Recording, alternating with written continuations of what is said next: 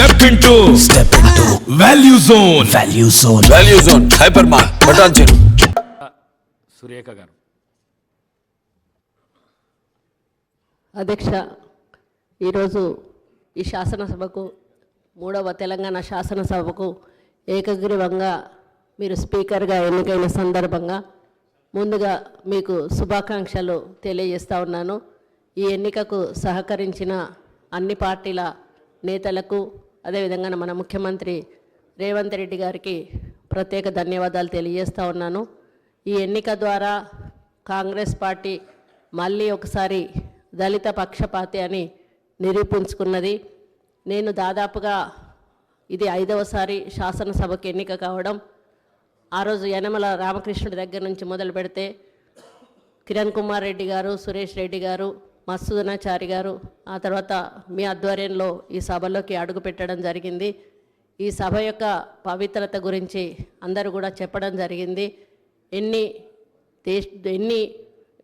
ఒకరి మధ్యలో ఒకరు ద్వేషాలు ఉన్నా ఈ సభలోకి వచ్చిన తర్వాత అందరం కూడా ప్రజల కోసం, ప్రజల సమస్యల కోసమే మాట్లాడాల్సింది. ఈ సభలో ఎన్ని వాదోపవాదాలు జరిగినా, ఎన్ని దూషణలు చేసుకున్నా కూడా ఈ సభ తలుపు దాటంగానే అందరూ కూడా శాసనసభలో ఒక స్నేహిత భావంతో ముందుకెళ్తారు. మరి ఈ శాసనసభ యొక్క పవిత్రత గురించి ఒక చిన్న ఉదాహరణ చెప్తాను అధ్యక్ష. ఆ రోజు మైసూరారెడ్డి గారు ఈ శాసనసభలో ఉన్నప్పుడు నేను శాసనసభ్యురాలుగా ఉన్నాను. ఆయన చైన్ స్మోకర్ అధ్యక్ష. ఆయన ఈ గడప దాటాడంటే స్మోకింగ్ చేసేవాడు, లోపలికి వచ్చినప్పుడు స్మోకింగ్ ఆపేవాడు. మేము మహిళా శాసనసభ్యురాలందరికీ కూడా ఆ రోజు నేదులమల్లి జనార్దన్ రెడ్డి గారి భార్య రాజలక్ష్మి గారు తినడానికి ఏమైనా తెచ్చేవాళ్ళు. అందరం కలిసి శాసనసభలోనే అవి తినేటప్పుడు అయినా సీరియస్గా మా దగ్గరికి వచ్చి, అమ్మ ఈ సభకు ఒక గౌరవం ఉంది, దీనికి ఒక ప్రతిష్ట ఉంది, సభ లోపల ఇలాంటి కార్యక్రమాలు మీరు చేయకూడదు, మీరు తినాలనుకుంటే బయటికి వెళ్ళి తినండి అని ఆయన ఆదేశించేవారు అధ్యక్ష. అటువంటి పవిత్రత ఈ శాసనసభకు ఉంది. కాబట్టి ఇప్పుడు ప్రతిపక్షాలు మాట్లాడినట్టుగా, మరి అధికార పక్షాలు మాట్లాడినట్టుగా మీరు ఈ సభకు ఒక తండ్రి లాంటి వాళ్ళు.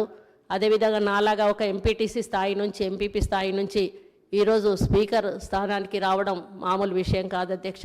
మీరు మీ బాధ్యతలను అందరూ కోరినట్టుగా నిష్పక్షపాతంగా నిర్వహించి ఈ శాసనసభకు ఒక హుందాతనాన్ని ఇస్తారని ఆశిస్తూ ఉన్నాను అధ్యక్ష. మామూలుగా పదవితో కొంతమందికి వన్నె వస్తుంది, కానీ మీ పదవితో మీరు పదవికి వన్నె తెస్తారని మీ వ్యక్తిత్వంతో నేను ఆశిస్తూ, మీ ద్వారా ఈ శాసనసభ మంచి సాంప్రదాయాలతో, మంచి ఆలోచనలతో ముందుకెళ్ళి ప్రజా సమస్యల పరిష్కార దిశగా నడవాలని కోరుకుంటూ సెలవు తీసుకుంటూ మళ్ళీ ఒకసారి మీకు శుభాకాంక్షలు తెలియజేస్తున్నాను అధ్యక్ష.